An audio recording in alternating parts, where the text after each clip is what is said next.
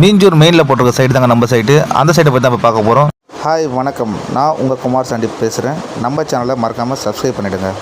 Just ஒரு 200 மீட்டர்லேயே பார்த்தீங்கன்னா surrounding ஃபுல்லாகவே பார்த்தீங்கன்னா வீடுங்க இருக்குது. ஸோ வீடியோவில் நீங்கள் பார்க்கறதுலே தெரியும்.